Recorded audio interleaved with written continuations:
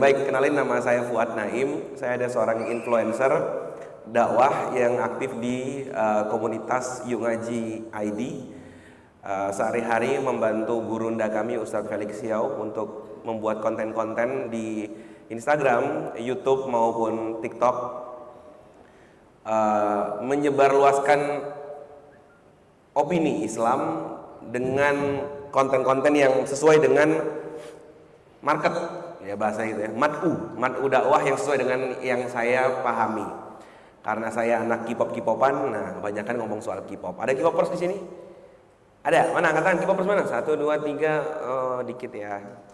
Solihah semua sisanya ya. Apa wibu? Sisanya wibu. Mas-masnya apa wibu masnya? Ya, banyak ngomong soal itu. Di Yuk Ngaji kami memang komunitasnya itu ada yang fokus ngomongin game, e-sport. Ada Bang Rizko tuh ngomongin e-sport, game, ngomongin soal musik juga dia mengerti, paham soal itu. Ada yang ngurusin anak-anak, ada Kak Cahyo. Ada yang ngurusin soal rumah tangga. Ya, ada Ayah Ari, ada kemudian yang intelektual yang ngurusin soal para akademisi, ya, ada gurunda kami Ustadz Husain Asadi. Jadi memang dakwah akhirnya dikemas di berbagai macam bentuk agar sampai dengan bahasa yang tepat kepada kaumnya. Itu yang kami lakukan di Yuk Ngaji. Nah, hari ini kita diberikan topik tentang kebahagiaan. Sudah berbahagia di sini? Belum, Masya Allah ya. Memang bahagia itu sesuatu yang kalau ditanya bentuknya kayak apa, abstrak. Iya kan? Bahagia itu kayak cinta. Cinta tuh mana sih? Iya, aku cinta kamu. Nah, mana? Kan nggak bisa dikasih lihat bentuknya ya. Makanya dalam Valentine dikemas dalam bentuk coklat. Sebagian cowok minta lebih dari sekedar coklat. Karena coklat mah bukan cinta, kasih dong yang lain, kan ya.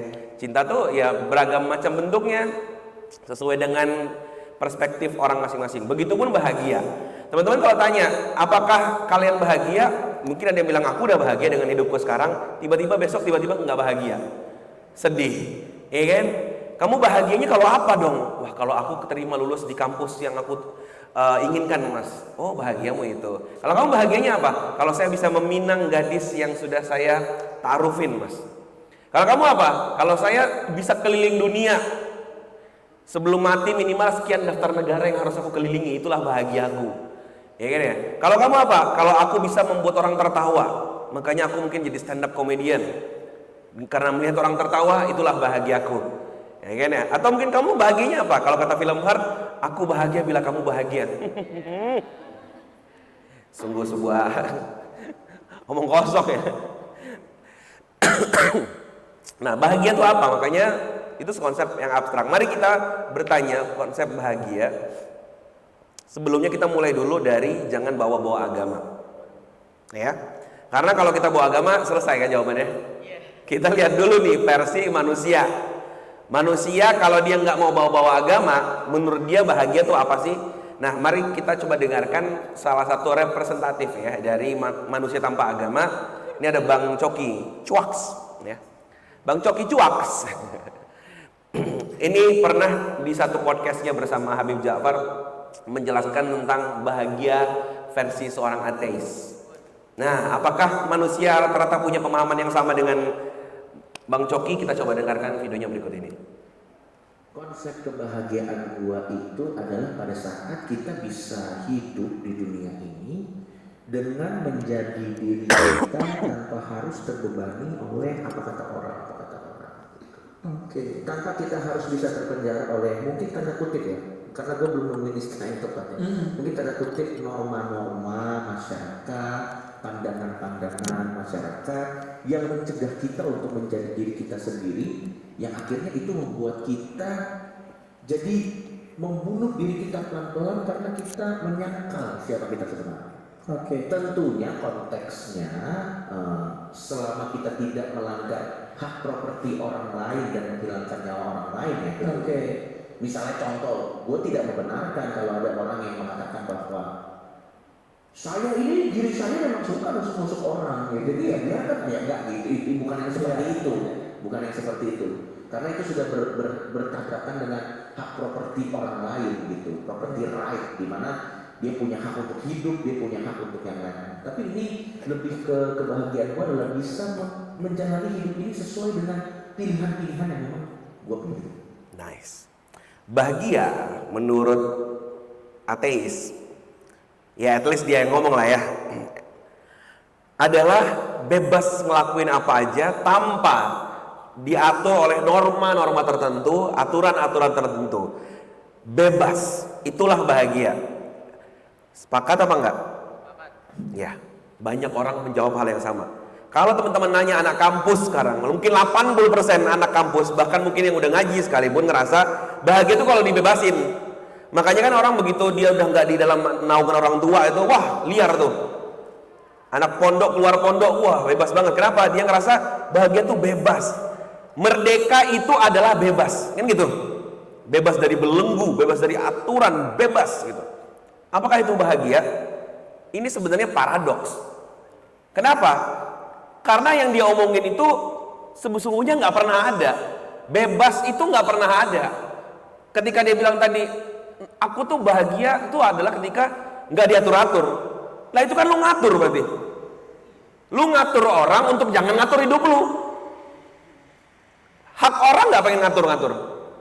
Kan ada kan, gimana dong? Naluriku, jiwaku pengen ngatur. Iya kan? Kan kalau kita ngomong bebas kan ada orang bebas pilih gender. Wah, aku tuh perempuan sebenarnya. Walaupun terlahir dengan segala bentuk laki-laki, aku tuh merasa diriku perempuan. Bebas dia bilang dirinya perempuan. Wah, aku tuh pengennya ini kok, pengennya itu kok. Ya udah, aku pengennya ngatur kok. Aku pengen berkuasa. Pengen tabrak-tabrak masuk, mau gimana dong? Iya kan? Aku pengen negara ini misalkan jadi negara mungkin kerajaan gitu. Suka-suka dia dong. Nah, kalau kita coba ngomong begini berarti kan menyuruh orang jangan ngatur hidupnya, itu kan sebenarnya ngatur-ngatur orang lain. Artinya nggak ada orang bebas hidup tanpa aturan.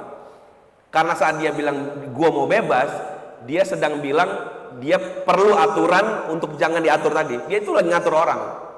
Itu paradoks. Ya, coba teman-teman lihat permainan bola misalkan.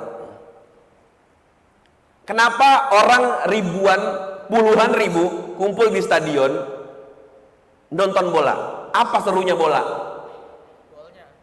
Golnya. Kenapa disebut gol? Masuk ke gawang. Iya, kenapa disebut masuk ke gawang itu gol? Kenapa kalau di samping gawang tidak gol? Good. Karena aturannya begitu. Ini jadi seru karena ada aturannya. Coba nggak ada aturannya. Wah, gol. Enggak gol. Curang itu. Main ulang. Ah, udah nih, udah selesai nih. Berapa bola? 90 menit ya? 90 menit nih. Nggak bisa. Lanjut. Lanjutin, terusin, pokoknya nggak ada aturan.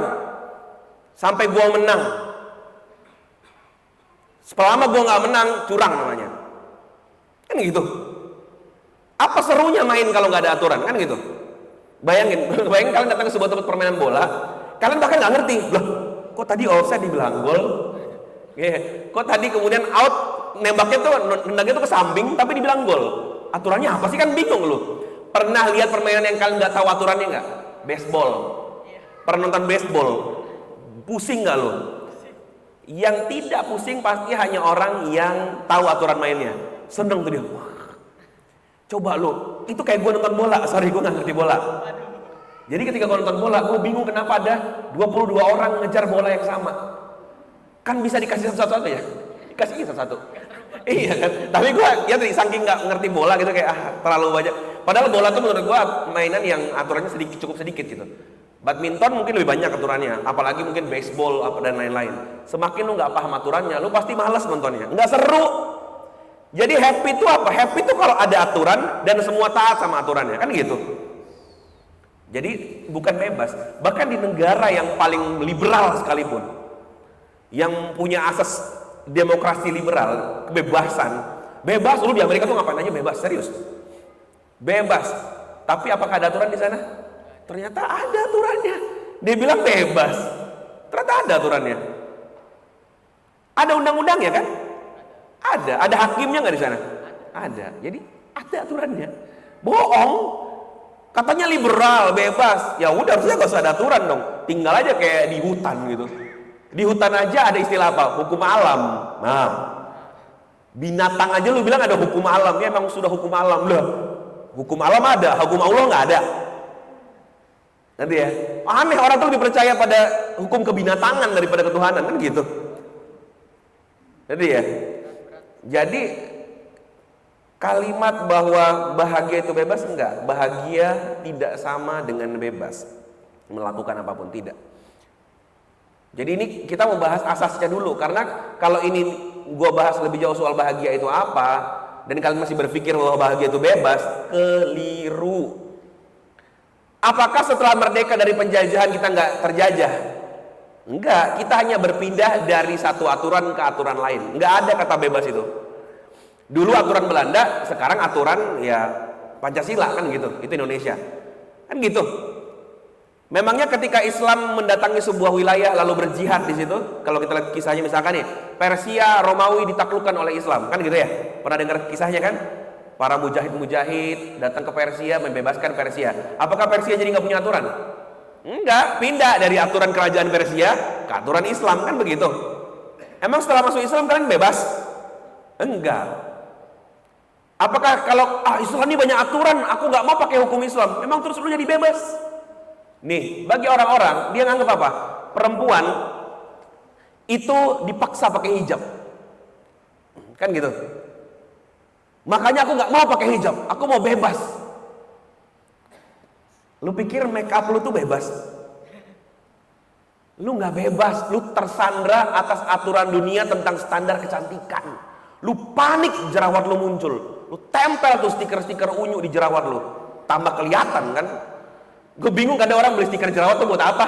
Kan kalau ditempel jadi tambah kelihatan ya, walau jerawatnya di situ ya. Bingung juga gue. Lu bilang hijab itu menyiksa lu, mengekang lu. Padahal di sisi lain ketika lu copot hijab lu terkekang sama standar kecantikan dunia. Lu gak mau keluar rumah kalau gak matching baju lu. Lu cukur alis lu gambar lagi. Ngerti gak? Maka bebas tuh gak ada. Orang itu cuma sedang memilih dia mau diatur siapa. Ada orang lebih bahagia diatur Tuhannya. Dengan begini manusia nggak bisa. Justru dia bilang dengan hijab aku bebas dari pandangan manusia yang melihat hanya fisikku. Dengan hijab orang harus ngobrol sama aku, ngelihat intelektualitas aku, ngelihat akhlak aku. Nggak ada kesempatan dia melihat kecantikanku. Kenapa? Ya kan dia bebas dari pandang orang. Sedangkan ada orang milih enggak. Aku mau orang kalau ngeliat aku tuh lihat cantiknya dulu. Kenapa? Gue bego soalnya. Ya kan bisa jadi kan. Kan gitu. Makanya bebas tuh yang mana sih? Bahagia tuh yang mana? Apakah lu bahagia dengan nggak pakai hijab? Apakah orang pakai hijab nggak bahagia? Enggak. Kalau ada ukti-ukti di sini pakai hijab dan tidak bahagia, nanti kita lanjutkan pertanyaannya. Lalu mengapa sudah taat tapi tidak bahagia? Karena pada hakikatnya ketaatan itu membawa kepada kebahagiaan. Kan gitu. Jadi mana yang disebut bebas? Ini contohnya lagi, sedekah. Sedekah itu kan diatur. Dia diatur, disuruh oleh Islam mengeluarkan sebagian hartanya. Bagi orang lain, kasihan banget hidupnya. Kasihan banget dia beragama Kristen harus membayar perpuluhan. Islam harus bayar zakat. Kasihan banget dia diatur-atur hidupnya kayak gitu. Kita dong bebas. Apakah dia bebas? Enggak. Tiap hari dia panik ngitungin hartanya. Bisa jadi orang yang bersedekah lebih bebas karena dia nggak terikat dengan harta. Bagi dia berapapun Allah kasih keluar. Itu kan bebas tuh. Dia nggak diperbudak harta. Ada orang yang nggak pernah sedekah, dia kira dia bebas karena nggak sedekah. Ternyata apa? Dia tuh diperbudak sama hartanya. Dia harus ngejagain harta itu. Ya kan ya? Dia harus pasang gerbang yang tinggi-tinggi di rumahnya, taruh satpam, CCTV, banknya harus yang ini. Kenapa? Takut duitnya hilang. Lah, yang nggak bebas siapa sekarang? Kalau investasi dia gelisah, takut gagal, dikit-dikit ngecek HP, apakah trennya lagi naik, lagi turun lagi. Ada sebagian orang yang dikira terkekang hidupnya, susah, nggak bahagia, malah bebas. Makan apa? Nasi sama garam. Kasihan banget gak bahagia lah. Gue bisa makan. Nih coba lu makan nasi sama garam. Duh gak bisa. Nah yang gak bahagia lu berarti. Gue bisa makan apa aja. Pizza gue makan, nasi ayam gue makan, garam gue makan. Lu terkekang oleh standar harus KFC misalkan. Begitu Palestina terjajah, bingung. Aduh, aku tuh nggak bisa kalau nggak McD gitu. Lah, yang terkekang siapa sekarang? Ngerti ya? Nggak ada. Makanya dia bilang jangan hanya karena orang beragama lo bilang dia nggak bebas. Bisa jadi malah dia merasakan bahagia dan kebebasan ketika dia memeluk suatu keyakinan tertentu. Sedangkan lo yang merasa freedom, nggak punya aturan hidup, malah lo terkekang sama aturan yang lo bikin sendiri. Tahu aturan yang orang bikin sendiri? Aku tuh kalau nggak makan ini nggak bisa. Aku tuh kalau tidur nggak begini nggak bisa. Aku tuh kalau nggak pakai bantal ini nggak bisa. Aku tuh kalau nggak warna ini nggak bisa. Banyak orang kayak gitu. Dia kira dia bebas aturan, padahal dia ngebangun aturan hidupnya sendiri. Ya. Jadi kalau mau tanya bahagia tuh apa sih? Sebelum bahagia itu apa? Bahagia tuh gue kasih clue-nya ya. Dia ada jika ada aturan dan ada ketundukan atau taat pada aturan tersebut. Itu bahagia bisa muncul di situ. Karena kan lagi-lagi ya, bahagia kan wujudnya nggak ada ya. Bahagia itu kan bisa dirasakan aja. Nah, gue kasih tahu nih, bahagia itu akan muncul kalau suatu tempat itu ada aturannya. Dan di tempat itu semua orang tunduk sama aturan itu. Karena kalau ada aturannya tapi nggak tunduk, nggak bahagia. Itu yang tadi gue bilang, ada muslim, kan berarti kan dia sepakat sama aturan tuh. La ilaha illallah kan, Muhammad Rasulullah, itu kan kayak akad sama Tuhan.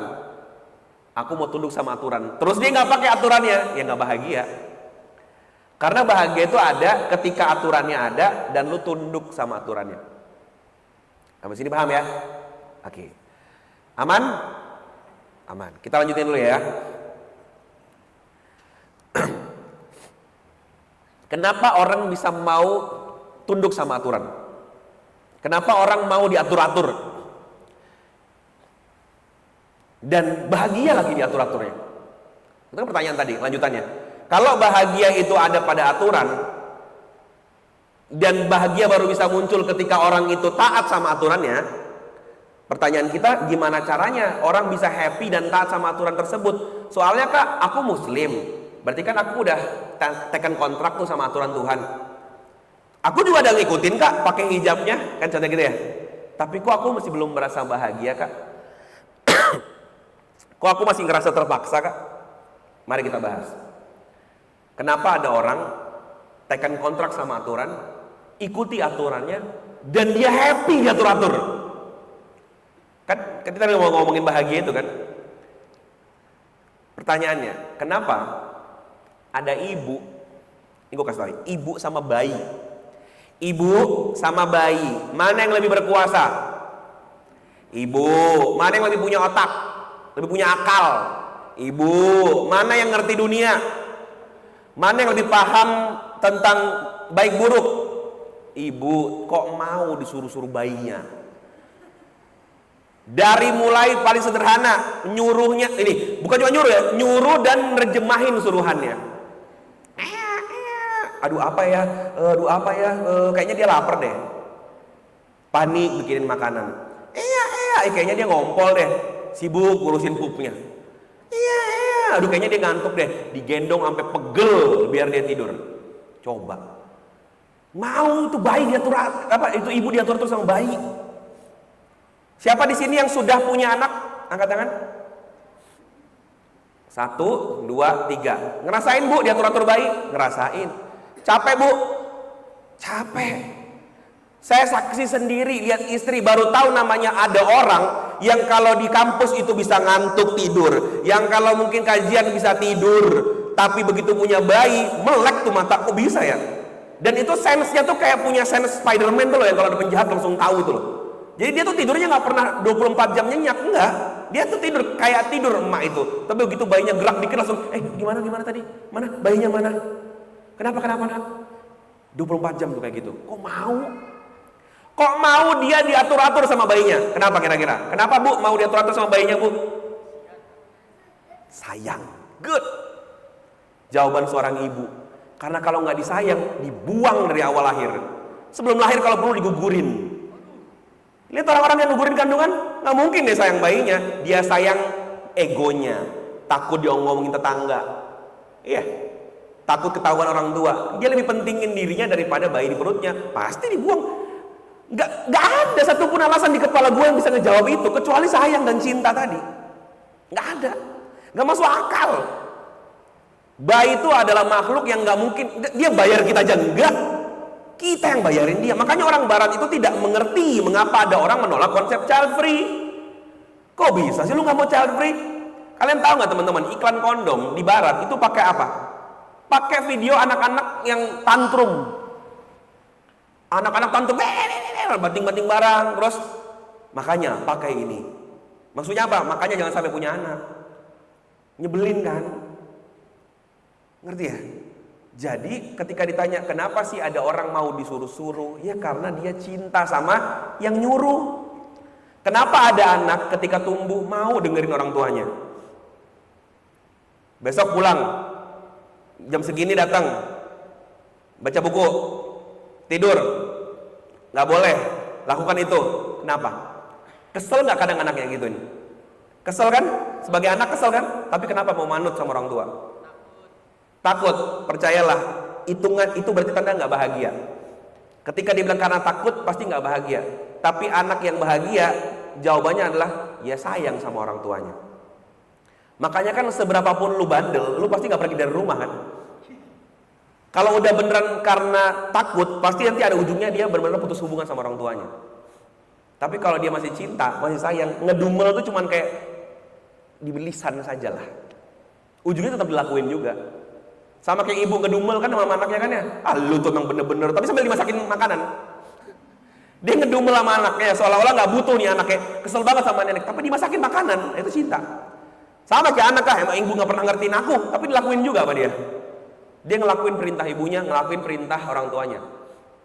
Karena apa? Karena cinta. Begitu orang tuanya nggak bikin anaknya jatuh cinta, pasti anaknya nggak mau taat sama orang tua. Pernah lihat orang-orang anak-anak yang bandel sama orang tuanya, bener-bener sampai pengen pergi dari rumah, bahkan kalau disebut nama orang tuanya nggak usah dibahas-bahas lah. Ada? Kenapa? Karena nggak cinta. Fix pasti entah orang tuanya broken home, kemudian dia nggak pernah diurus sama orang tuanya. Ini kejadian kemarin, gue diceritain. Kan anak gue Hasan baru tes masuk ke TK. Di TK itu ada tingkatannya, TK, SD dan seterusnya. Dapat kisah lah dari orang-orang tua wali yang ngumpul nongkrong di kafe dekat situ lah, nongkrong tuh. Tahu nggak? Kemarin anak-anak kelas 2 SD pada camping. Jadi ada mabit gitu di sekolahan. Terus gurunya itu ngasih renungan-renungan tentang orang tua. Lo tau gak sih? Bayangkan ketika kalian pulang, di rumah kalian ada bendera kuning. Ternyata ibu kalian kader Golkar gak ya? Ternyata ibu kalian meninggal. Gimana coba? Itu siswa-siswanya nangis. Ingat ibu, ingat bapak, gitu nangis. Biasa kan di sekolah-sekolah gitu ya, pas pramuka gitu ya, lagi kemah gitu. Ada satu anak nggak nangis. Terus ini si Ojil nih nanya, lu kenapa nggak nangis? Apa jawabannya? Abis bapak jarang di rumah. Masuk akal nggak? Masuk akal. Itu baru nggak nangis. Coba bapaknya kasar, bapaknya bener-bener bikin dia membenci bapaknya. Nggak bakal nurut itu anak. Ngerti sampai sini ya? Oke. Jadi orang itu nurut karena cinta. Jadi simple kalau lu mau semua nurutnya cinta. Kenapa istri mau nurut suami? Kenapa suami mau aja nurut sama istri? Kenapa? Cinta. Coba nggak ada cinta. Apa sih lu ngatur-ngatur? Pasti gak bakal nurut. Yang bikin kita mau nurut, bahkan sebelum disuruh udah inisiatif, cinta. Ya kan ya? Kenapa suami menghadiahi lebih kepada istri? Kenapa istri menghadiahi lebih kepada suami? Cinta. Coba gak ada cinta, gak bakal bertahan tuh rumah tangga. Sampai sini paham ya? Maka ketundukan yang ngebawa kepada kebahagiaan tadi, kan tadi ya, bahagia kan taat kan? Tapi taat yang bikin bahagia hanya mungkin ada kalau lu cinta. Kalau lu nggak cinta, taat lu tersiksa. Pasti tuh. Lihat orang-orang yang sudah akad tadi gue bilang, tanda tangan untuk ikut aturan. Dan dia ikut aturannya, tapi nggak cinta sama yang ngasih aturan, pasti kesiksa. Pengen buru-buru keluar, pengen buru-buru pergi, pengen buru-buru selesai, kan gitu ya? Nggak cinta. Ini kalau ada orang diseret emaknya datang ke pengajian pagi ini, ya dia nurut, cuman tersiksa. Kapan pulang. entah dia belakang main HP, otaknya nggak di sini, nyawanya nggak di sini. Kenapa? Ya, nggak mencintai aktivitas ini. Ngerti ya? Jadi kalau mau tahu taat yang mencapai kebahagiaan, itu taat karena cinta. Dan cintanya itu bisa karena banyak hal. Bisa jadi lu cinta karena orangnya. Aku mau ngikutin kata suamiku karena aku sayang dan cinta suamiku. Tadi kayak kata ibu, aku sayang sama anakku, makanya aku ngelakuin itu. Aku sayang sama sosoknya, makanya aku mau. Aku sayang sama guruku Ustadz Felix, makanya aku mau disuruh-suruh. Ada orang sayang atau cinta karena orangnya, tapi ketika orang itu pergi, maka hilang sudah sayangnya.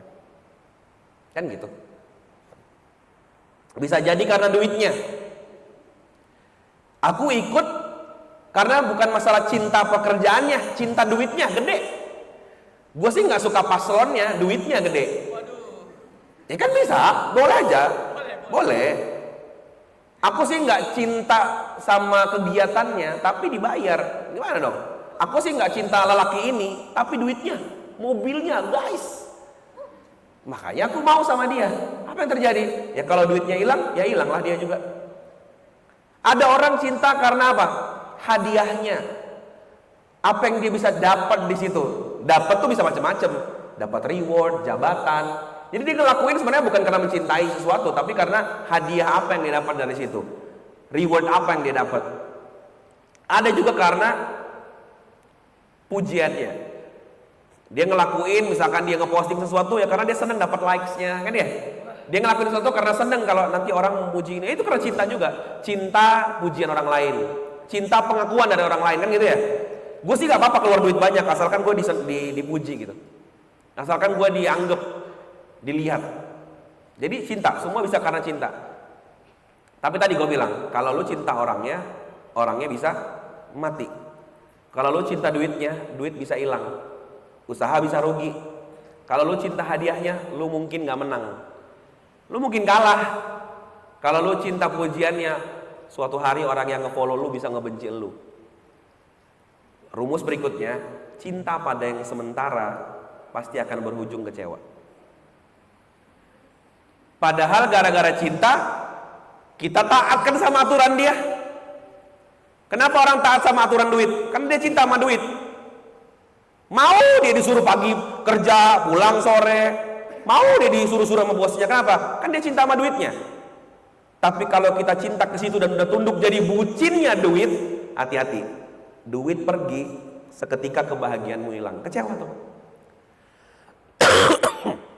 Lihat orang-orang yang gila habis nyalak tuh. Iya, orang-orang gila habis nyalak. Itu kan mencari hadiahnya. Dia nggak mencintai Anda. Lu pikir dia mencintai Anda, rakyat hai, rakyat sekalian? Kalau dia cinta kalian, dia nggak nongol 5 tahun sekali. Kalian kemarin pemilu ikut kan? Oh enggak. Jujur sekali ya. Oh belum umur. Yang ikut pemilu ngerasain bingung nggak ketika buka daftar caleg itu? Siapa nih orang gitu?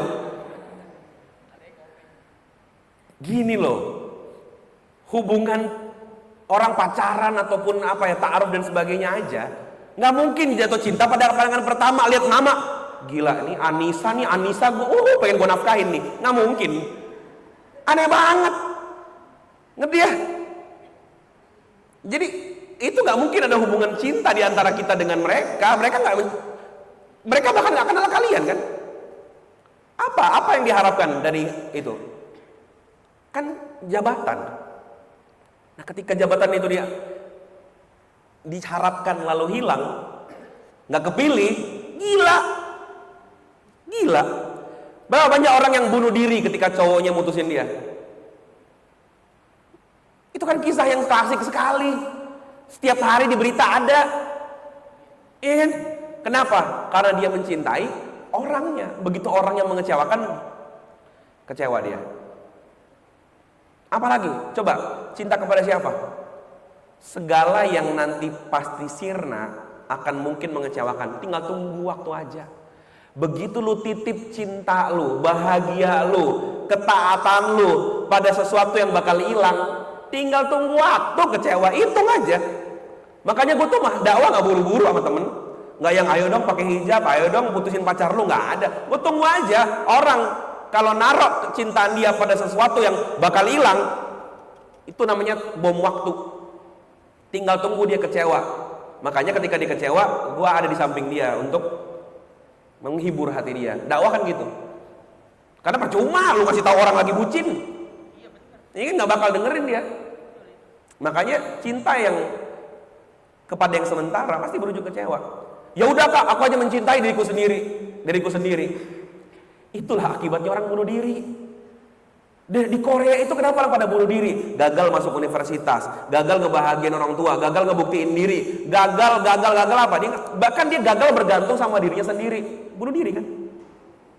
Gak alasannya orang-orang Jepang yang bunuh diri gara-gara dia merasa gagal dalam, kan gitu ya, dia malu udah ngejabat tapi nggak adil kan, kita ada gitu ya, pejabat-pejabat Jepang kan yang ngerasa aduh gue kena skandal lagi, hanya dia malu bunuh diri. Itu kan berarti sedari awal dia tuh menaruh kebahagiaan pada dirinya sendiri, padahal dirinya sendiri pasti mati. Name it, pokoknya pasti lu pernah kecewa kan dalam hidup lu. Coba diingat-ingat lagi titik lu kena kecewa. Pasti kecewanya karena lu berekspektasi lebih pada suatu hal dan hal itu mengecewakan lu. Padahal semua yang bisa terindra oleh pandangan kita itu pasti mengecewakan. Matahari, Masya Allah, luar biasa, malamnya hilang. Bulan indahnya mendung. Hujan syahdunya berhenti hujannya. Apa? Gak ada satupun makhluk di dunia ini yang bisa lu pegang, lu indra, lu rasa yang mampu memenuhi kebahagiaan lu. Karena pada akhirnya mereka bakal hilang. Makanya teman-teman kalau ngerasa aku tuh bahagia banget kalau aku keterima di kampus ini, udah begitu gak keterima rugi, langsung ngerasa kecewa, ngerasa galau, butuh healing, langsung staycation dalam situ. Ingat? Jadi rumus berikutnya, cinta pada yang sementara pasti berujung ke kecewa. Maka pilihlah zat yang dia tidak akan mati, tidak akan sirna, tidak akan pergi meninggalkan kita, dan taruh cintamu ke situ, bucinlah kepadanya. Dari situ kamu akan taat sama semua aturannya dan kamu akan bahagia karena ngikutin semua aturan dia. Sampai sini paham ya? Kita lanjutin.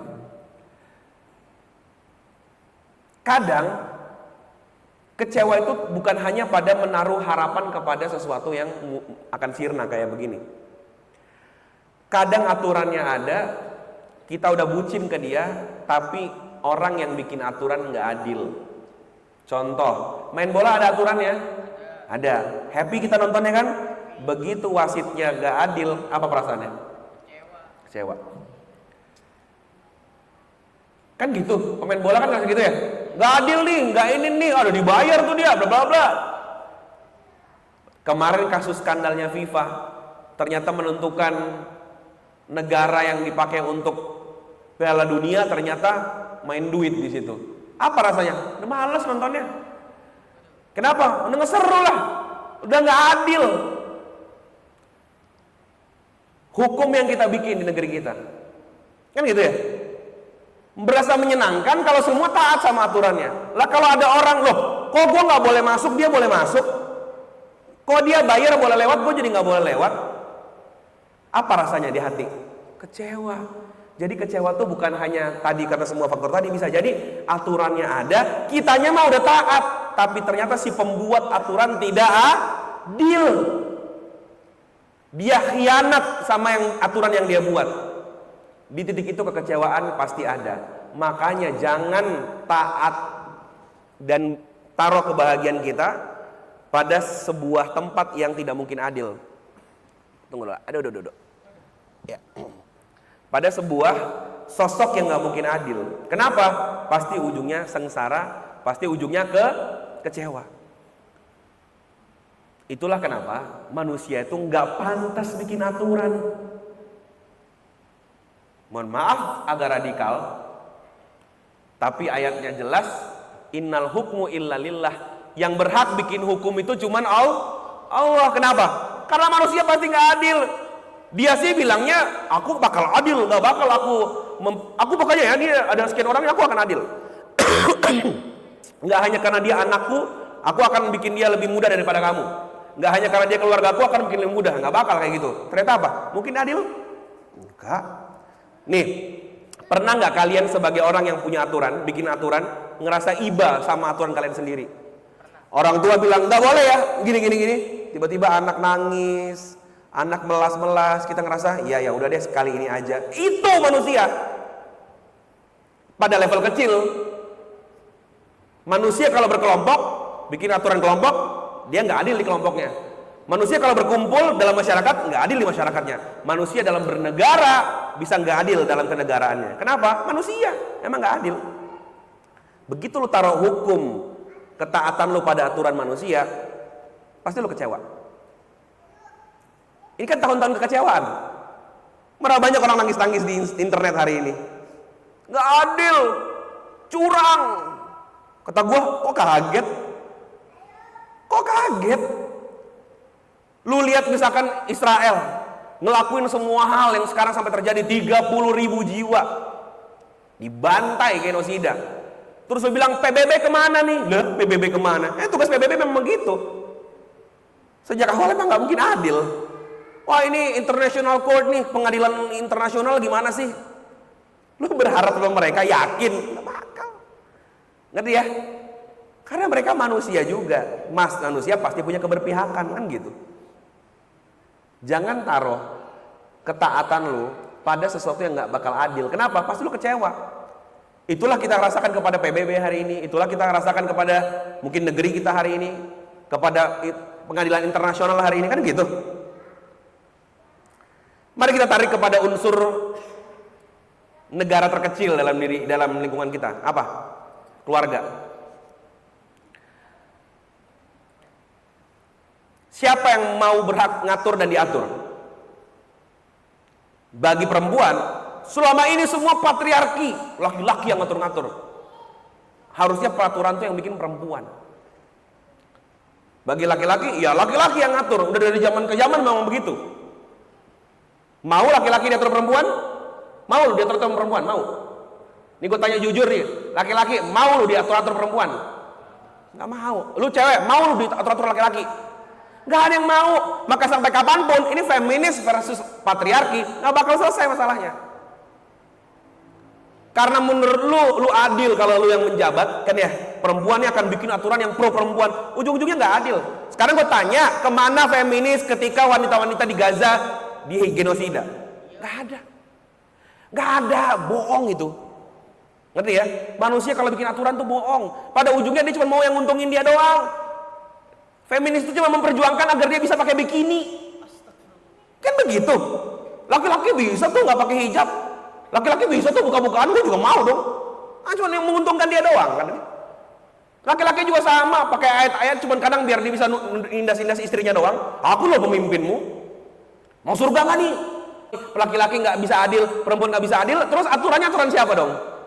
Aturan Allah. Justru kenapa kita butuh agama, kita butuh Tuhan, karena dengan ada aturan Tuhan, laki-lakinya diatur Tuhan, perempuannya diatur Tuhan. Itulah yang kita sebut dengan cinta karena Allah. Cinta karena Allah tuh aku mencintaimu dek, Adinda, karena aku cinta pada Allah. Jadi semua yang aku lakukan ini bukan karena aku bucin sama kamu, tapi karena Allah yang aku cinta itu nyuruhnya begini kepada seorang istri. Pasti adil. Sama, perempuan juga sama. Kalau aku cuma mau ngeliat perangaimu mas, udah emosi dari kapan tahu. Tapi karena aku cintanya kepada Allah dan Allah minta aku bersabar atas kamu, kan begitu ya? Ya aku cinta tuh Allahnya bukan kamunya. Kamu itu aku cintai karena Allah. Itu namanya definisi cinta karena Allah kan? Kenapa ada orang rela berjihad? Dia memang nggak sayang nyawanya. Dia sayang nyawanya. Dia cinta dirinya. Tapi begitulah, aku mencintai diriku karena Allah. Kalau Allah bilang aku harus mengorbankan diriku, aku maju. Kan cintaku kepada Allah dulu. Nanti ya. Aku sih sayang duit ini. Kenapa aku cari nafkah? Karena Allah yang nyuruh, bukan karena aku cinta duit. Kenapa sih pada kerja, bapak-bapak, ibu-ibu? Kenapa pada kerja? Karena Allah yang nyuruh. Muslim harus ini, harus memenuhi kebutuhannya ini. Muslim nggak boleh malas. Muslim harus profesional. Apalagi laki-laki harus menafkahi istri dan seterusnya. Yang belum nikah harus nabung buat nikahi seorang perempuan, kan gitu ya? Karena Allah nyuruh aku bekerja keras, kan begitu. Bukan karena lu cinta duit, bukan karena nyari jabatan, bukan karena, bahkan di Islam tuh ada bab profesionalisme. Karena Allah nyuruh profesional. Beda yang melayani dengan senyuman sama yang nggak senyum. Pahalanya yang beda, bukan gajinya yang beda. Muslim tuh nyari cintanya Allah, kan begitu. Bos juga sama, dia tuh adil ke karyawan bukan biar karyawannya setia sama dia, bukan. Karena Allah yang nyuruh seorang bos untuk adil pada karyawannya. Ada bab tentang jangan bayar karyawanmu lebih lama sampai keringatnya kering, kan begitu aturannya. Ngerti ya sini ya? Kalau bosnya taat kepada Allah, karyawan taat kepada Allah, lalu keduanya bikin usaha, adil. Ngerti ya? Nih gue kasih tahu lagi, menarik banget.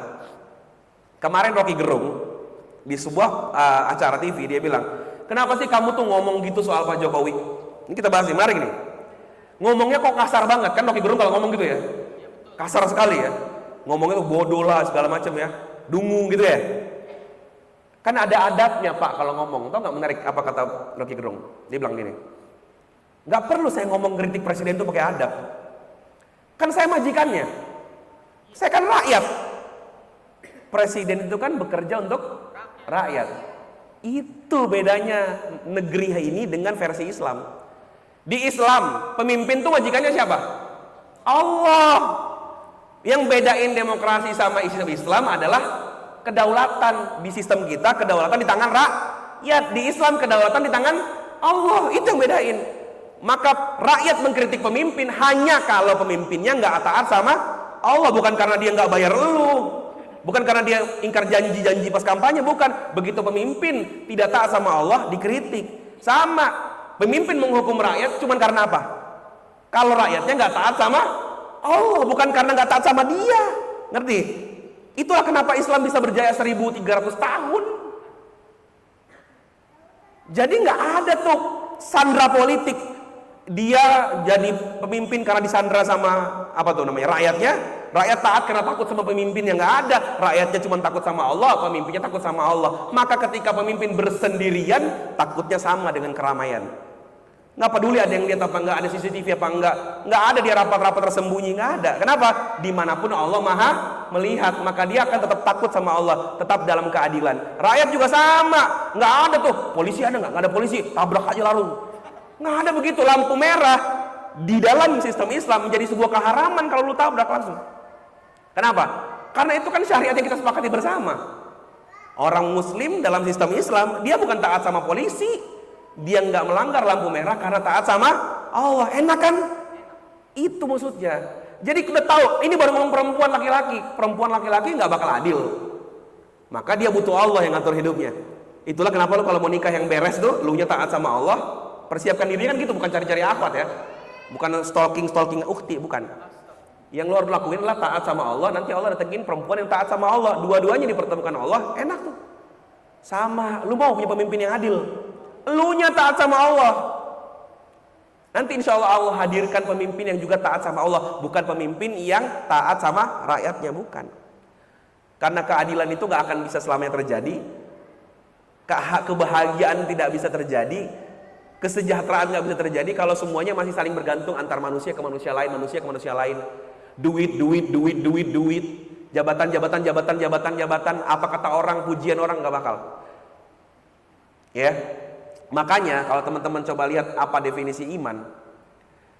Kata Islam sendiri artinya menyerahkan diri, berserah diri, patuh tunduk.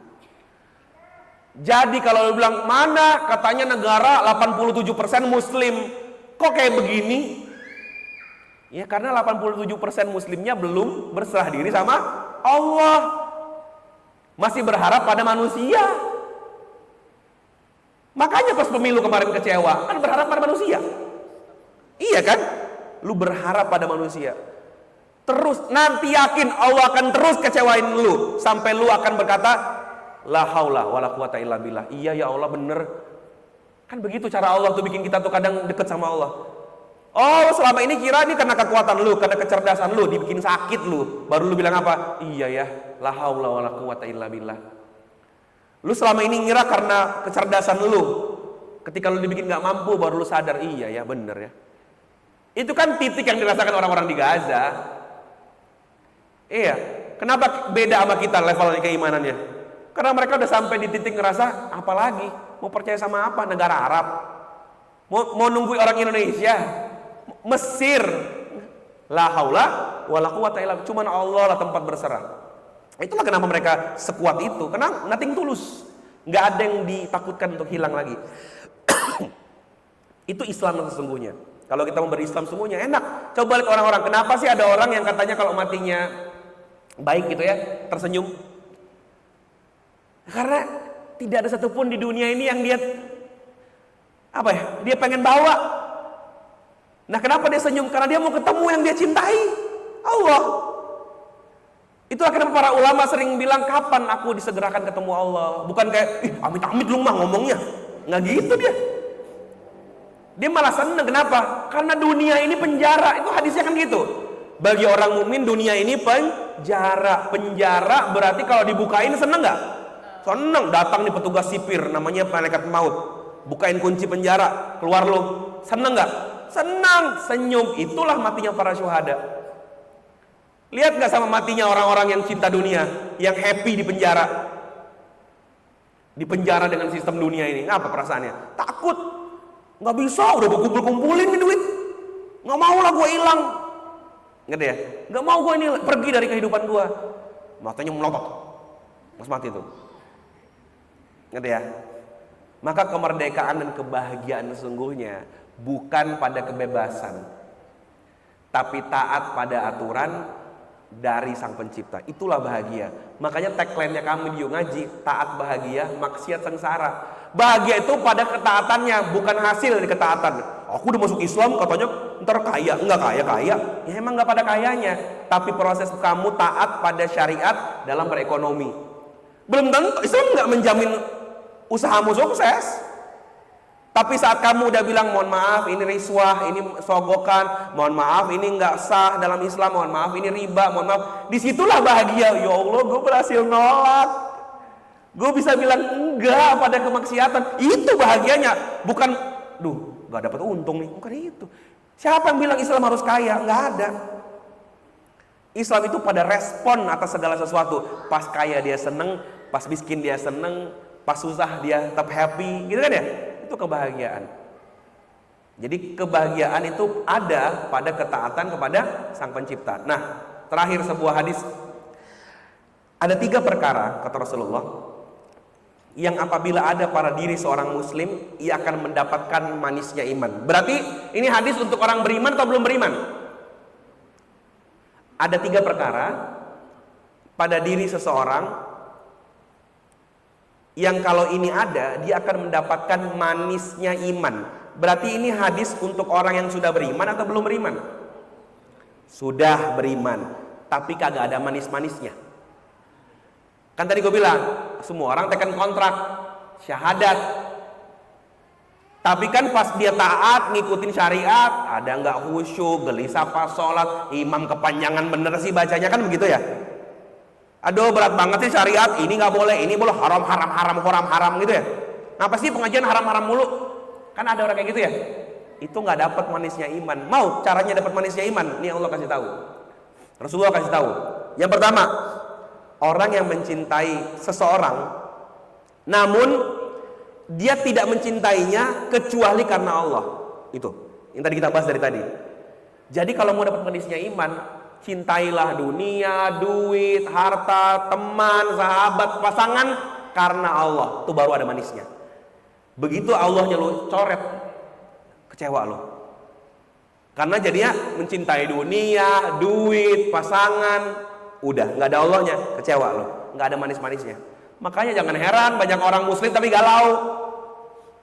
Kenapa? Ya karena dia nggak taruh Allah dalam kehidupannya dia. Dia milih pekerjaan karena dia ngerasa pede sama pekerjaan itu. Dia ujian karena ngerasa mampu ngerjain ujian itu. Makanya di Islam itu apa? Masuk kamar mandi aja baca doa. Kenapa? Biar semua hal itu doa. Keluar doa, masuk rumah doa, mau tidur doa, bangun doa. Biar apa? Semuanya ada Allahnya. Supaya kalau ada apa-apa terjadi, mau ke pengajian, kecelakaan, kita ingat. Tadi pas mau naik motor doa nggak? Doa, berarti kecelakaan ini Allah yang mau. Ada sesuatu yang indah dari kecelakaan ini. Berarti kan ini orang yang ini kan berarti zat yang aku sayangi maunya begini. Tapi kalau lu nggak doa, yang dasar lu memang kan gitu, nggak bawa Allah. Celaka, ya udah emang dasar lu aja yang kena. Emang dasar lu nggak hati-hati aja. Tapi kalau udah berdoa kan sama kayak tadi, ada orang pakai hijab, punten diperkosa. Ngerti maksudnya? Ada kejadian orang pakai hijab diperkosa? Iya. Itu berarti takdir terjadi. Ngerti ya? Kalau udah pakai bikini diperkosa, ya wajar. Bukan maksudnya membela orang pemerkosa ya. Apa pemerkosanya memang sejak awal salah. Cuman orang yang berhak menangis karena itu adalah orang yang apa? Yang memang sudah melindungi dirinya, kan gitu ya? Terus dan tetap terjadi keburukan, ada orang cuit. Salah lu nggak? Enggak salah lu. Kenapa? Sorry ya, aku udah nutupin semuanya. Aku jaga pandangan, aku jaga jarak dengan laki-laki. Aku bahkan jalan dengan mahramku. Ada laki-laki yang dasar hidung belang. Emang dasar dia yang hidung belang. Boleh lu ngomong gitu. Nggak bisa lu pakai bikini kemana-mana terus lu bilang gini, dasar laki-lakinya aja mesum. Nggak ada. Itu namanya kucing ketemu ini apa? Ikan asin. Cocok tuh. Nggak bisa, emang dasar kucingnya aja rakus lah. Elunya asin. Ngerti ya? Kalau udah ada ikan asin, ditutup, ditunggu, rumahnya dikunci, kucing yang ngejebol dinding misalkan ya, ngejebol jendela demi dapat itu emang dasar kucingnya aja, kan gitu ya maksudnya. Jadi teman-teman kalau mau dapat manisnya iman, jangan hapuskan kata Allah tadi dalam setiap apapun yang kita lakukan. Yang pertama. Yang kedua, orang menjadikan Allah dan Rasulnya lebih ia cintai dari apapun selain keduanya. Pokoknya Allah. Makanya statement saya kalau lagi nulis quotes tuh, aku plus Tuhan sama dengan cukup. Maksudnya, aku kalau butuh apa-apa, cukup Allah aja, cukup. Lu gak butuh orang lain, nanti tinggal minta sama Allah. Ya Allah butuh temen, nanti Allah yang datengin. Ya Allah butuh pasangan, nanti Allah datengin. Kenapa? Kalau nyari sendiri kecewa, dipercaya ya ngecewain, ya mengkhianati, ya nilep, ya ngutang gak bayar. Pada orang tua aja kita kecewa, padahal orang tua ngelahirin. Ya, maka yang kedua manisnya iman kalau dia mencintai Allah dan Rasul lebih daripada apapun. Yang ketiga, dan orang yang lebih cinta dimasukkan ke dalam neraka daripada kembali kepada kekufuran setelah Allah menyelamatkannya. Jadi bahkan dia ngerasa ya neraka lebih baik daripada Allah balikin lagi dia kembali kepada kekufurannya. Jadi orang-orang yang tobatnya tuh bener maksudnya. Dia tuh nggak mau lagi balik ke masa lalunya. Orang-orang yang benar-benar takut, ya Allah makasih udah nyelamatin aku nggak mau balik lagi back to the past. Orang-orang inilah yang ngerasain manisnya iman. Bukan orang-orang yang bilang, ya gue sih masih menikmati masa lalu kayak gitu. Gue sih masih suka ungkap aib-aib gue. Cuman yang kita highlight di sini adalah kalimat cintanya tadi, bahwa ternyata kebahagiaan muncul dari mencintai Allah, taat pada Allah, tunduk kepada seluruh aturan Allah. Itulah kebahagiaan akan muncul. Selain itu insya Allah kebahagiaannya semu. Kebahagiaannya akan berakhir, tinggal tunggu masa kapan sosok yang dia titipkan cinta itu pergi dari kehidupan dia. Nah mungkin itu yang bisa saya sampaikan. Nanti silakan kalau ada sesi diskusi habis ini. Thank you. Assalamualaikum warahmatullahi wabarakatuh. Alhamdulillah materi yang sudah disampaikan sangat radikal, romantis dan radikal, masya Allah. Kita mendapatkan insight baru bahwa kalau kita mencintai yang sementara pasti akan sirna. Maka dari itu cintailah yang abadi. Nah, teman-teman, akhirnya kan sudah masuk nih pada penghujung materi. Untuk menambah kemantapan kita, atau mungkin ada yang ingin bertanya nih mengenai materi yang tadi, kalau yang belum paham ataupun ingin mendapatkan sesuatu yang lebih, boleh kami membuka pertanyaan. Ikut aja. Silakan, ada yang ingin bertanya? Boleh angkat tangannya? Enggak ada nih. Ya, silakan. Pakai mic enggak? Kasih mic. Oh, enggak nyampe ya?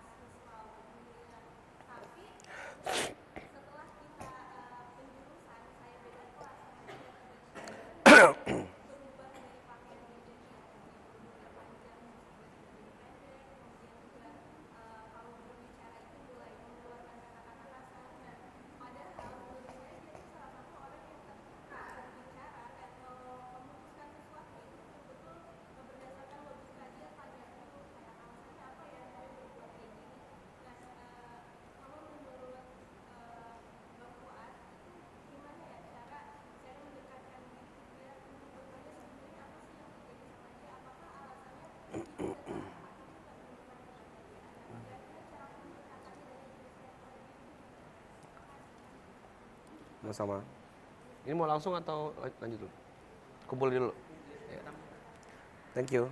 Ya, ada lagi yang ingin bertanya? Oh ya teman-teman, sambil tanya jawab kita berbagi-bagi terlebih dahulu yaitu sedekah, karena kan tadi kalau kita cinta sama harta kita terkekang gitu oleh hartanya. Jadi saya tuh pengen semua itu bebas gitu dari kekangan harta. Maka dari itu bisa. Oke, ada lagi yang ingin bertanya?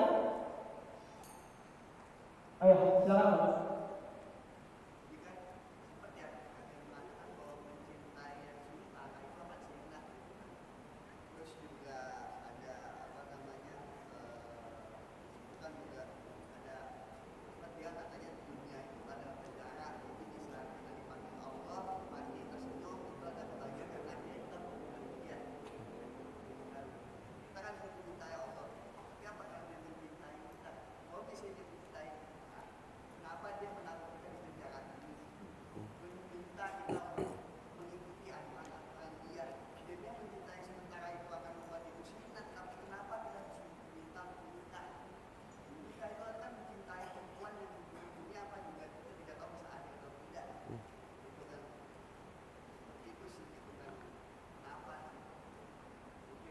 Masya Allah. Terima kasih Mas. Dua dulu. Bentar. Saya pakai lagi dulu mikrofon Agnes Monica ini ya. Insya Allah. Oke. Kita jawab dulu yang tadi. Kenapa ada teman udah ikut kajian lah intinya ya. Ternyata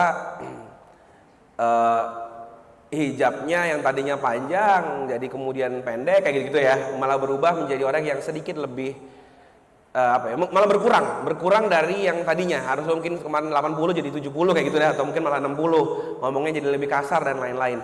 Sebenarnya itu perlu analisa lebih jauh sih, maksudnya bisa jadi bukan karena kajiannya, bisa jadi karena lingkungannya dia, ada orang terdekat yang mungkin sedang merebut hati dia, itu serius terjadi loh. Ada orang yang teman dekatnya lebih kuat daripada ustadz yang ngisi kajian. Jadi apa kata temannya itu lebih kuat mempengaruhi hidup dia. Makanya tadi ketika gimana caranya saya bisa deketin dia, ya justru fokusnya itu bukan dakwahin dulu tapi deketin dulu. Main aja dulu sama dia. Dan jangan ditanya, menurut sih gak usah ditanya ya. Dia dianalisa aja. Oh, kayaknya ini faktornya. Sebelum nanya ya, dianalisa dulu aja. Karena kalau udah nanya tuh jadi malah bikin jarak gak sih? Yang terjadi ketika saya punya teman futur, teman udah ngaji bareng, dia futur tuh maksudnya lagi kayak malas-malesan. Daripada nanya, mending nemenin. Nanti kelihatan kok. Oh ternyata dia lagi nonton ini sekarang nih, gara-gara film ini nih, misalkan gitu. Dia terinspirasi terus malah begini kelakuan dia. Kan ada gitu orangnya. Oh gara-gara Joker jadi ngerasa kayaknya orang jahat itu adalah orang baik yang tersakiti kayak gitu. Misalkan dia habis nonton itu dapat quotes, terus dia merasa, ya berarti gue nggak apa-apa ya jadi jahat, kan gue selama ini tersakiti. Halal lah jadi jahat gitu ya, bisa jadi karena film, kan kita nggak pernah tahu ya. Maka itu pertanyaan yang sebenarnya sulit untuk dijawab secara langsung, karena bahkan dalam ilmu sosial, karena saya orang sosial, penelitian kualitatif itu perlu dilakukan untuk tahu bahwa ini orang kenapa. Dan pasti itu sangat individu banget.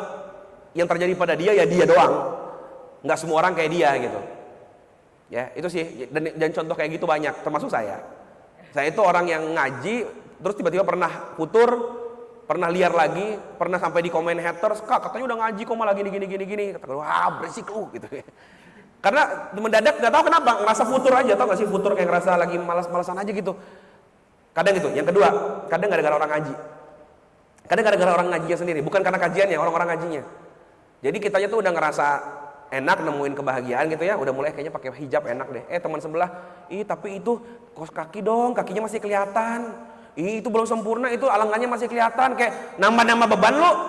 Maksudnya gue tuh berproses, gak kayak lu.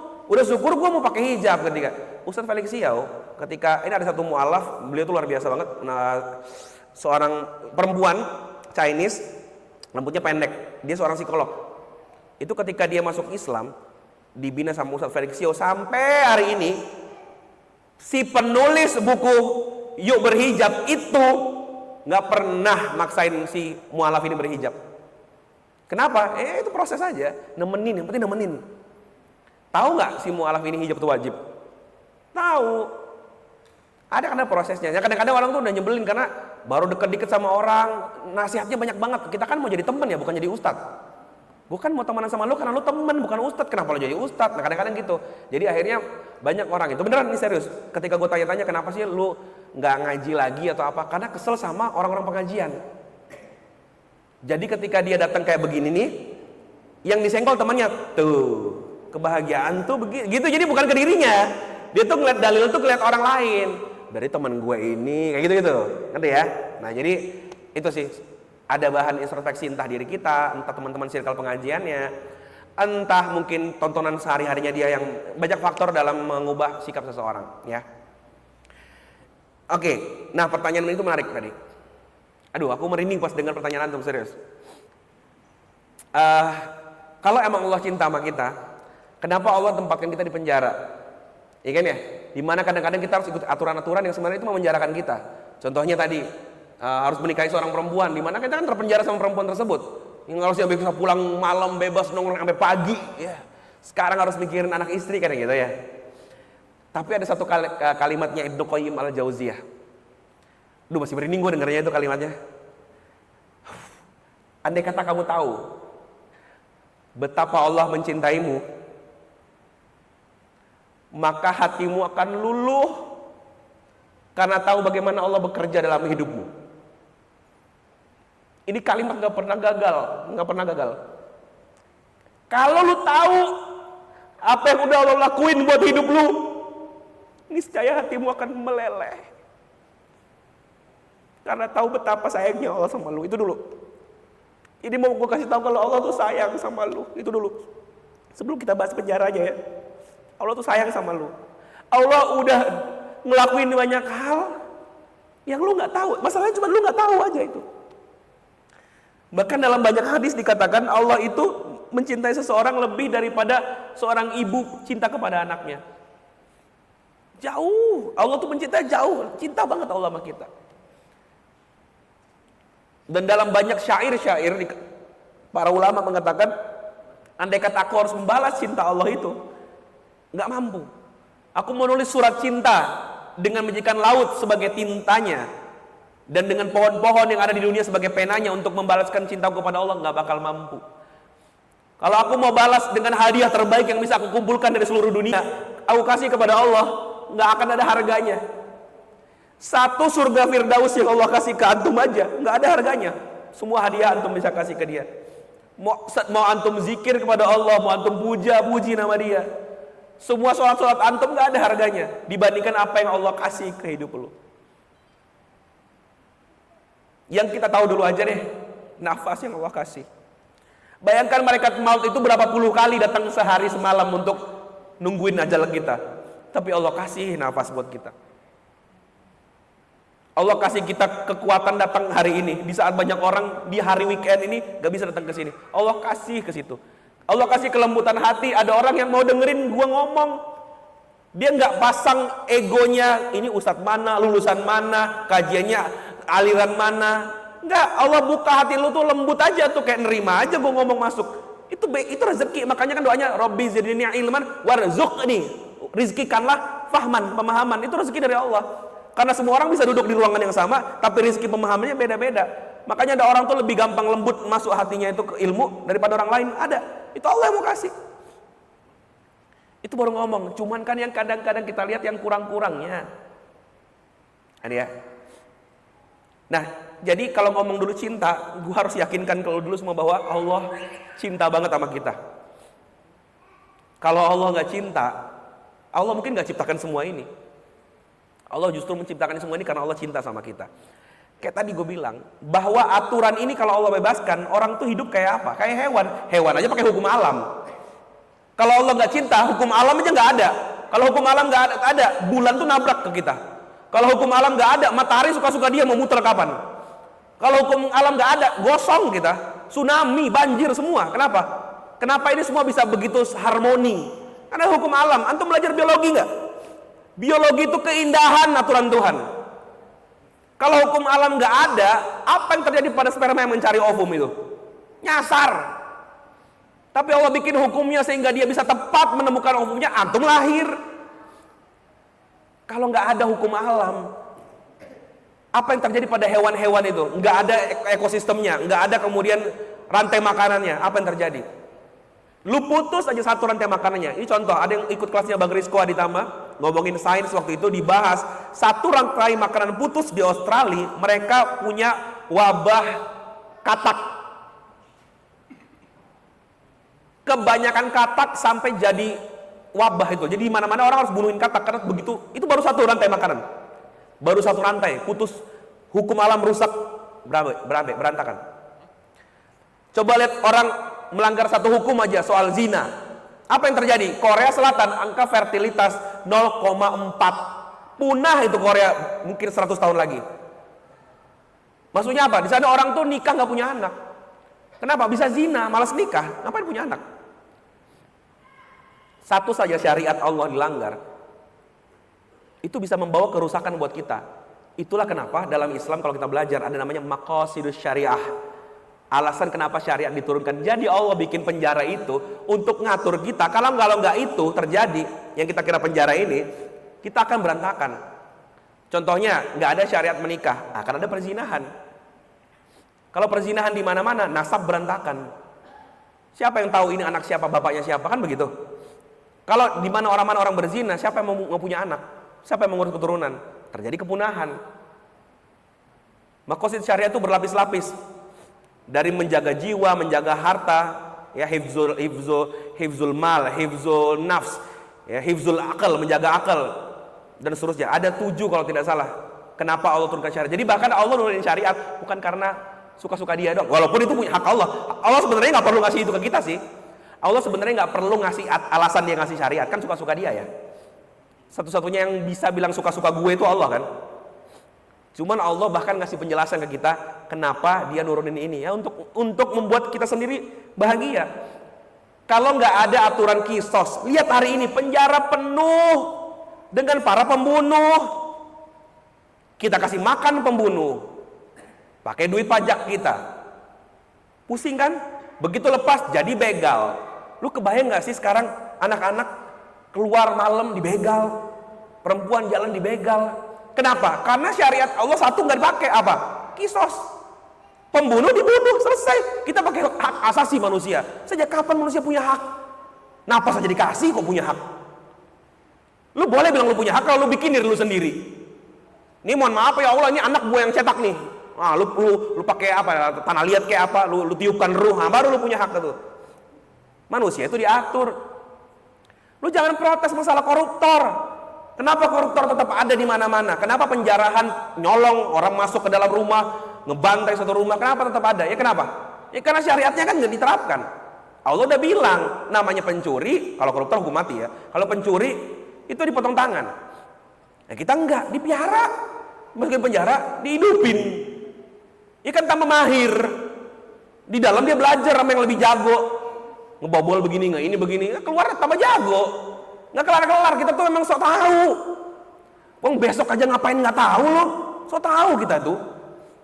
Maka tadi Allah tuh sebenarnya sayang sama kita. Kitanya yang nggak ngerti, kitanya ngerasa Allah mengekang kita. Padahal Allah membuat ini buat aturan kita. Contoh sekarang, pelakor di mana-mana.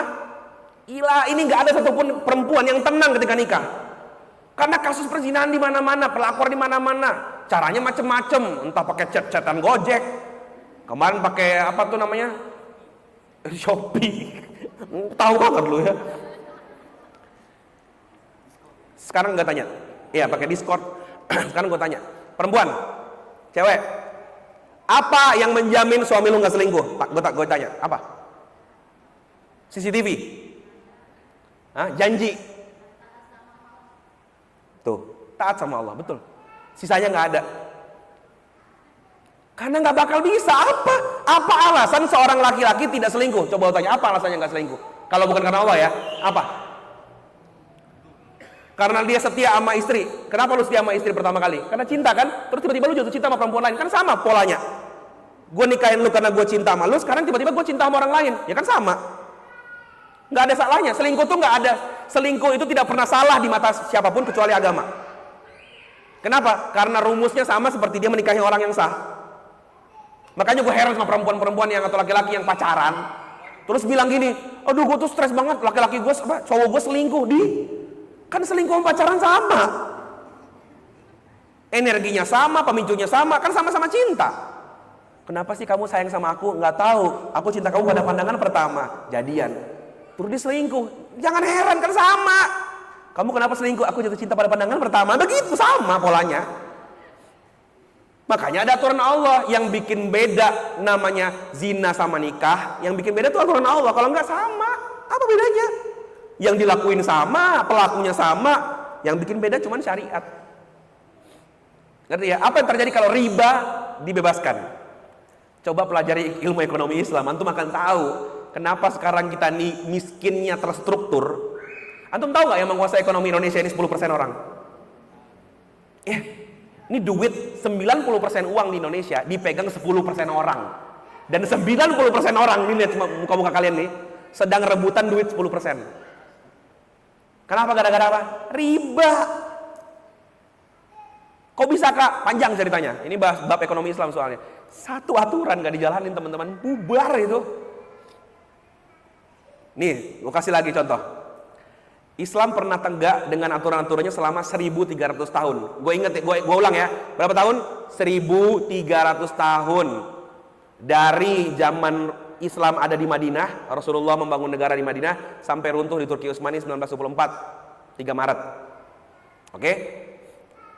1300 tahun itu antum tahu jumlah angka potong tangan? 300. Banyak gak? Dikit banget. Padahal untuk potong tangan tuh pencuriannya harus ada di atas sekian ribu, ngerti gak? Nggak asal orang nyolong ayam dipotong tangan, bukan. Ada standarnya, sekian juta baru dipotong tangan kayak gitu. Berarti kan orang yang berbuat jahat dikit. Ada, tapi dikit. Itu indahnya Islam, kelar. Makanya kalau kita baca sejarah Islam, negara-negara Islam, negara-negara bisa Islam berkembang bukan karena, rata-rata bukan karena jihad militer, tapi karena minta. Adil bener negara sono ya, mau dong gitu. Termasuk Nusantara. Nusantara itu surat-suratnya masuk dari zaman Abbasiyah dari Sriwijaya, dari masuk surat-suratnya ke negara Islam. Minta apa? Tolong kirimkan ulama, ajarin biar negara kami kayak negara kamu. Itu yang terjadi. Kenapa? Contohnya ada, kemakmurannya ada. Allah tuh luar biasa. Kalau bikin syariat itu untuk kita, bukan buat Allah. Ya, jadi tadi apakah Allah cinta sama kita? Allah cinta sama kita, dan seluruh syariat ini karena Allah sayang sama kita. Tapi kalau mau coba-coba, ya silakan. Ya, misalkan mau coba, kalau gue ikut aturan gue sendiri, bahagia nggak ya? Dicoba aja nggak apa-apa. Itu hak kalian. Ya, dan semoga ada umur untuk kembali dan bilang, iya bener ya. Ternyata kalau aku coba-coba, aku kecewa. Ternyata ikut aturan Allah ini ternyata membahagiakan. Wallahu a'lam bishawab. Semoga ngejawab ya Kak ya. Insyaallah jawabannya begitu gampang sekali. Ya, kuncinya satu, Islam adalah kunci, bukan Jawa tapi Islam. Jawabanlah kunci. Ada lagi yang ingin bertanya? Ya, silakan dari panitia. Berdiri Mbak. Ya, duduk.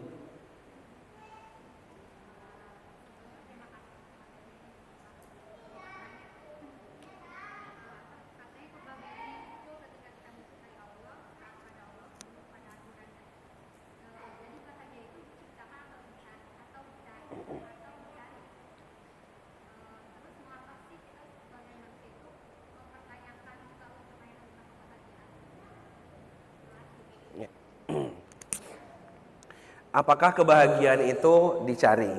Dan kenapa manusia selalu mempertanyakan kebahagiaan? Kebahagiaan itu dicari, dan kenapa kita bertanya? Supaya kita nyari. Gitu ya. Kalau kita nggak pernah bertanya-tanya, ya nggak bakal nyari. Contohnya, antum percaya kalau antum anak ibu antum? Percaya nggak? Pernah nyoba-nyoba tes DNA nggak? Ya nggak ada. Ya orang kalau nggak percaya, langsung percaya, dia nggak bakal nyari. Tapi kegelisahan itu dikasih ke diri seseorang kan biar dia nyari. Tiba-tiba ada yang bilang, gue lihat-lihat lo kok nggak mirip ya sama bapak lu ya? Satu. Gue kok demen dokumen ini, dokumen apa sih ini? Kok katanya lu nama lu ini, kok dia aktenya beda? Dua. Tetangga bilang, kamu tuh ya kalau nggak dipungut dari dulu udah begini-gini. Tiga. Banyak yang bikin kita ragu, apa terjadi? Nyari. Itulah cara Allah kadang kepada orang-orang yang Islamnya tidak turunan. Maksudnya emang Islam tidak turunan sih, tapi ketika dia lahir di keluarga non muslim, kadang kan diberikan itu pertanyaan-pertanyaan kayak gitu. Dan pemicu seperti ini hadir setiap hari. Ngumpetnya nggak di sini. Pemicu seperti ini hadir setiap hari supaya apa? Orang yang belum kenal Allah jadi cari tahu Allah, yang sudah kenal Allah makin sayang sama Allah. Kenapa? Orang sudah kenal Allah pun kadang lupa. Kan sering lo gitu kan? Ya Allah bener ya, astagfirullah. Itu kan muncul kadang karena lu pernah sesaat, sehari, seminggu, sebulan, setahun lupa sama Allah kan gitu ya. Nah kadang dikasih hal-hal di hidup kita yang mengecewakan kita, supaya kita cari lagi kebahagiaannya di mana ya? Kok gue kecewa ya? Oh iya Allah, bener. Gitu ya. Kayak waktu lu akhirnya berbisnis, lu percaya sama orang, lupa melibatkan Allah, terus kecewa. Ih ya Allah bener ya, kan gitu ya. Nah, bagi orang non muslim diberikan hal-hal kritis di kepalanya tadi untuk dia mencari Allah, dan ini hadir tiap hari. Tapi nggak semua orang mau ngikutin kata hati itu. Makanya orang yang nggak bisa masuk surga itu punya sifat sombong, menolak kebenaran dan meremehkan orang lain. Kalau lu nggak punya sifat ini, insya Allah gampang masuk surga. Kalau punya dua ini susah, karena itu sifatnya setan kan.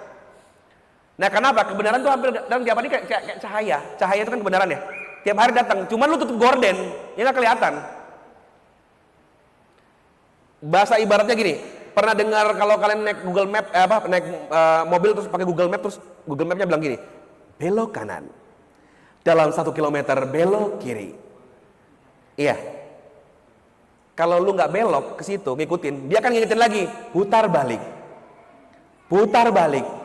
Putar balik bego. Kan gitu. Hidayah kan gitu ya, ngasih tahu terus tuh. Ya terserah. Ada orang yang akhirnya, emang bener ya harus belok kanan ya. Tapi kan ada orang bilang, alah, gue lebih ngerti jalan di sini, akam sih gue nih. Ini gang bagus belok sini aja lah, lebih rame. Itu kayaknya macet deh, kan gitu. Ada orang so tau kan? Itu orang so tau kan begitu. Kayaknya bisa deh gue atur hidup gue. Ya, coba aja nggak apa-apa. Ntar macet ngeluh. Ya juga ya. Walaupun sekarang kadang kebalik ya, ngikutin Google Map jadi salah kan. Ya itu kan Google Map bukan Allah kan gitu ya. Tapi rumusnya kayak tadi itu, ketika dia akhirnya sok tahu, macet, ternyata jalannya jebol, enggak, gue tuh tahu, ini mah nembus. Ternyata itu peta lama. Sekarang udah ditutup kan gitu ya. Ini nggak tahu, orang nggak tahu. Nah, kekecewaan kecil itu yang bikin orang ingat ke Allah, balik lagi ke Allah kan gitu. Makanya para ulama itu banyak yang sedih kalau dalam sebulan nggak sakit. Kenapa? Kadang butuh lemah diri ini baru sadar Allah tuh hadir gitu. Ulama tuh gitu. Karena kalau kita lagi kuat-kuatnya kadang susah loh untuk kita merasa diri kita ini harus tunduk pada sesuatu yang lebih besar daripada kita. The greater power gitu. Kadang kita butuh lemah dulu. Makanya dalam setiap hari kenapa ada doa, kenapa ada zikir gitu ya. Apapun zikir, doa kan gitu. Kenapa sih sholat itu harus tunduk? Karena pada titik terendahmu pas sujud, disitulah Allah sayang sama kamu. Semakin lo ngerasa nggak punya apa-apa, semakin ngerasa lepas semuanya, semakin ngerasa rendah-rendahnya, semakin Allah sayang sama kamu, makin dekat Allah sama kamu gitu. Semakin lo ngerasa tinggi, ngerasa sok tahu, ngerasa punya, ngerasa bisa, coba aja tuh. Semakin Allah bilang, nah coba-cobain dah tuh. Kadang-kadang Allah masih sayang, coba digagalin, tak. Nah gimana? Yuk ikut sini yuk. Kadang Allah masih sayang, itu Allah masih sayang. Tahu cara Allah kalau udah nggak sayang lagi? Dibiarin. Ya nyasar kan, nih gue bukain jalannya, entah menyasar, bukain lagi terus. Tahu ya orang-orang kayak gitu ya, yang ngerasa kalau gue maksiat, kayaknya nggak apa-apa tuh, sukses aja. Iya dibukain jalannya sama Allah. Itu kalau udah nggak sayang sama kita, dibukain terus, sukses terus, iya terus gitu. Ya jadi tadi, ketika ditanya apakah kebahagiaan harus dicari, ya harus dicari. Dan kenapa kita selalu bertanya? Karena itu cara kita untuk bisa menemukan kebenaran dari bertanya. Ya, dan memang kebenaran terbaik itu muncul dari kata why. Pertanyaan besar itu why. Kenapa ini? Kenapa itu? Kenapa bisa begini? Kenapa bisa begitu? Ya, wallahu a'lam bishawab. Semoga ngejawab ya, Kak ya.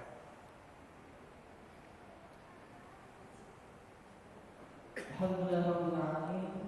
Semua pertanyaan pada kesempatan hari ini sudah terjawab dengan tugas dan juga bisa diterima. Nah, selanjutnya ini sebelum kita penutupan, kayaknya nggak afdol gitu kalau kita nggak selfie dulu. Jadi kita ada sesi foto bersama.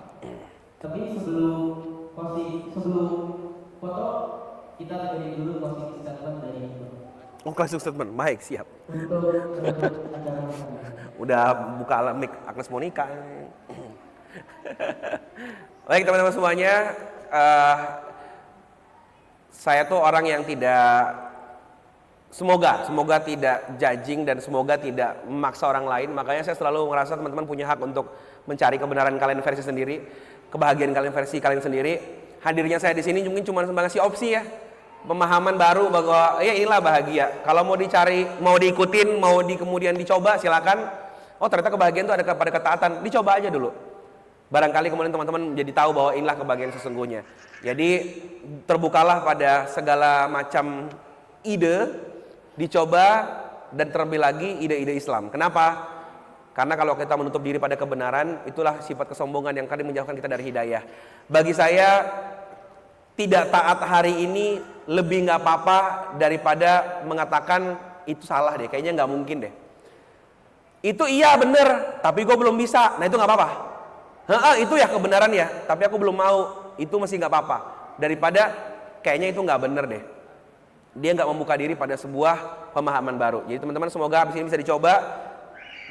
Makin taat, makin cinta sama Allah. Dan makanya kalau teman-teman lihat ya, bab dalam Islam itu diawalinya tuh akidah, baru syariah. Kenapa akidah dulu? Karena ngebangun kecintaan dulu. Percuma belajar tata cara sholat. Orang Kristen juga tahu cara sholat. Di Google juga ada kok tutorial pakai hijab. Tapi kan Allah nggak butuh itu. Allah butuh satu kunci dari kalian, itu apa? Cinta. Maka pulang dari sini banyak-banyakinlah jatuh cinta kepada Allah, sayang-sayang kepada Allah.